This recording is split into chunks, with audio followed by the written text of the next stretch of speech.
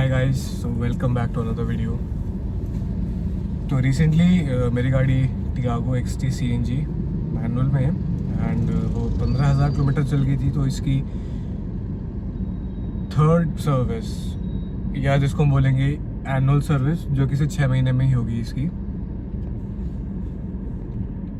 तो एक्सपीरियंस मतलब ठीक था। पहली बार लगा कि देखो, आप जैसे इनका ना एक बड़ा सिंपल मोटिव रहता है कि ना पैसे बनाने हैं, जो सर्विस एडवाइज़र होते हैं। तो सर्विस सेंटर गया मैं, एक दिन पहले वहाँ से कॉल आ गया था। तो मैंने अपॉइंटमेंट इसका सबसे पहले ही ले लिया था, जो 9:30 बजे का होता है इनका अपॉइंटमेंट। तो मैं 9:15 9:20 तक सर्विस सेंटर में पहुँच गया था और 10 मिनट में ही सर्विस एडवाइज़र भी मिल गया था, अलॉट हो गया था। तो अब प्रोसेस, गाड़ी लगाई, पार्क करी यहाँ पे, ठीक है। फिर सर्विस एडवाइज़र आया, फिर उसने चीज़ें ऐड करी अपने जॉब कार्ड में, करता गया 3,000-3,500 की सर्विस जो होती है। भाई साहब ने 9,000 का बिल बिठाया था उसका कि जी ये करा लो, आपकी 15,000 गाड़ी चल गई है, ब्रेक क्लीनिंग करा लो, ये करा लो, क्या कहते हैं, अलाइनमेंट बैलेंसिंग, ये सब ऐड करता गया। मैं कहा भाई कोई ज़रूरत नहीं है, इंजन ऑयल डाल दे, एयर फिल्टर, ऑयल फिल्टर, बस सिंपल सॉर्टेड। क्योंकि लेबर तो फ्री थी, ठीक है, फर्स्ट ईयर वाली में लेबर फ्री रहती है। तो अब CNG फिल्टर जो चेंज होना होता है ना इसका, वो होता है 40,000 किलोमीटर पे। तो वो भी नेसेसरी नहीं है कि आप उसको अभी करो, बाकी वो तो आपके ऊपर है, कोई भी चेंज कर सकते हो उसको। बट जैसे टाटा और मारुति के सेम ही आते हैं लगभग ये CNG फिल्टर्स। मारुति में आता है, ये पड़ेगा आपको 700 रुपये का पड़ता है filter, CNG filter. Tata same filter अपनी पैकिंग में लगाती है इसको 1,200 का। थोड़ा दिमाग तो देखो ख़राब हो ही जाता है यहाँ पे हर एक किसी का भी, है ना। तो थोड़ा सा वो रहता है एक, हालांकि पहले से मतलब थोड़ा बहुत चेंजेस है। मैं सर्विस कराई थी मैंने, आर्या सर्विस सेंटर यहाँ पे गुड़गांव में, सेक्टर 18 में है यहाँ पे। तो पहले से देखो चेंज तो दिखा है, क्योंकि जो सर्विस इन सबको जो मैनेजर वगैरह होता है ना, जो अंदर बैठता है, बे में बैठता है सर्विस वाले, उसमें तो एक तो चेंज हुआ है। बंदे वही हैं आज भी, मैं काफ़ी टाइम हो गया मेरे को देखते हुए लोगों को, बंदे आज भी वही हैं, मैनेजर चेंज हुआ है इनका।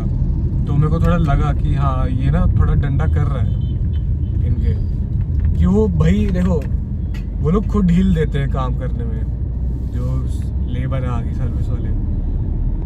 एंड लेबर से एक चीज़ और, टियागो की जो लेबर लगती है ना, 2,800 रुपये है भाई, 2,800 रुपये लेबर, देख रहे हो, मतलब लगभग 3,000 हो गया।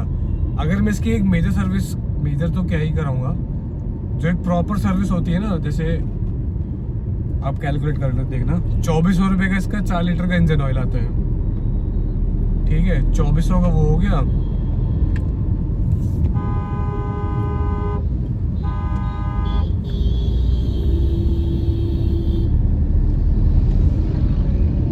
$2,400 का इंजन ऑयल, 500 रुपये का इसका एयर फिल्टर, लगभग 180 का ऑयल फिल्टर इसका,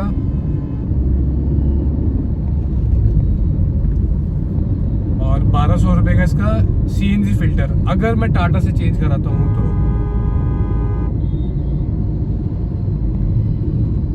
कितना, 2,400 और 1,200, 3,600, 500, 4,100, 4,300, तो यही हो गया। अब असली गेम यहाँ स्टार्ट हो गया, इनकी लेबर 2,800 रुपये की लेबर है भाई।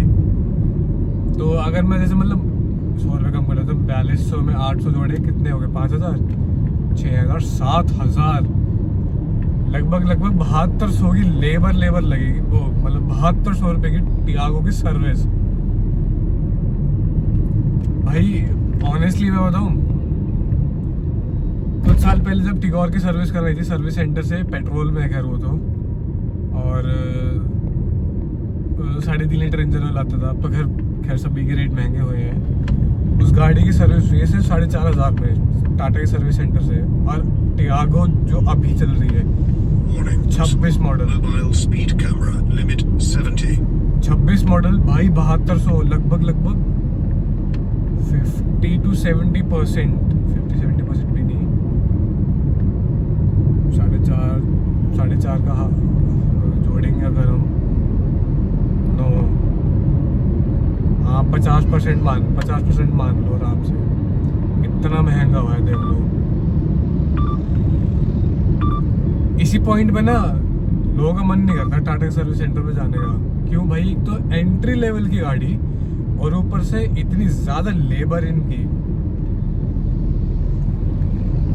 पैसे देने की वो नहीं है। बट एक चीज मैं बताऊं, देखो इनका जो इंजन ऑयल है ना 0W20, फ्रैंकली स्पीकिंग भाई बड़ा घटिया ऑयल है ये।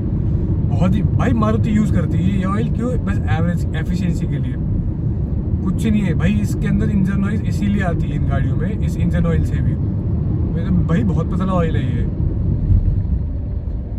5W30 अगर आप डालोगे ना, ट्रस्ट मी, BS6 इंजन जो है इनके टाटा वाले है, पेट्रोल 1.2 लीटर, बेशक CNG है, पेट्रोल जो भी है, इनकी NVH लेवल्स काफ़ी सुधर जाएंगे उसमें, ठीक है। बट ये लोग करना नहीं चाहते, दिक्कत ये भी है इनकी। तो देखो मोटा मोटा अगर मैं बोलूँ सर्विस एक्सपीरियंस अच्छा था, बट मुझे नहीं लगता मैं फ्यूचर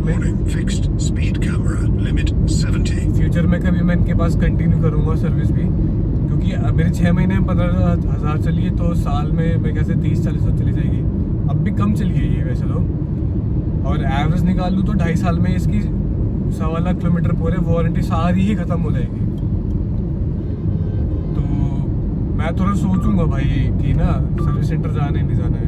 बिकॉज कोई सेंस ही नहीं बनाता भाई, इतना पैसा देने के बाद भी तुम्हें वो क्वालिटी नहीं मिलती है। अगर इट्स बेटर कि आप सामान बाहर से ले लो। मैं यहाँ पे कराता हूँ, घर के पास में ही है एक मैकेनिक अपना, बड़ा अच्छा है भाई वो, बहुत सही बंदे हैं बहुत। सिर्फ 300 रुपये लेबर लगती है गाड़ी की। सोचो मैं घर पे भी कर सकता हूँ भाई गाड़ी की सर्विस, मुझे कोई वो ही नहीं है इसमें। वारंटी जाए देखी जाएगी आगे। मेजर पार्ट क्या ही चेंज होते हैं वारंटी में, ECM हो गई, स्टीयरिंग रैक या कॉलम हो गया, ठीक है, क्लच प्लेट हो जाएगी मेरे ख्याल से चेंज। और क्या चेंज होता है? कुछ नहीं होना इसमें, यही। बाकी कुछ इंजन में फॉल्ट वगैरह आ गया, ट्रांसमिशन में कुछ फॉल्ट वगैरह आ गया, कुछ वैसे हो गया बाय एनी चांस, तो वो सब हो सकता है वारंटी में। बट स्टिल भाई this is way too expensive. इतने में Hyundai या मारुति की 2 बार सर्विस हो जाएगी सोचो। और सोचो मेरी गाड़ी की 6 महीने में ही सर्विस में इतना पैसा लगा है, तो मतलब साल भर में 2 सर्विस 15 हज़ार क्यों नहीं है, 15,000 रुपये में अगर एक बार जा जाएगा जो भी है। तो भाई थोड़ा सा सोच समझ के लेना गाड़ी। और अगर आप लगा सकते हो पैसा तो ठीक है, लगाओ बिंदास, कोई दिक्कत नहीं है। तो VW ग्रुप अलग है, उनकी क्वालिटी भी देखी जाती है सर्विस में। Tata is not meant for quality भाई, ये लोग खुद बदनाम करते हैं।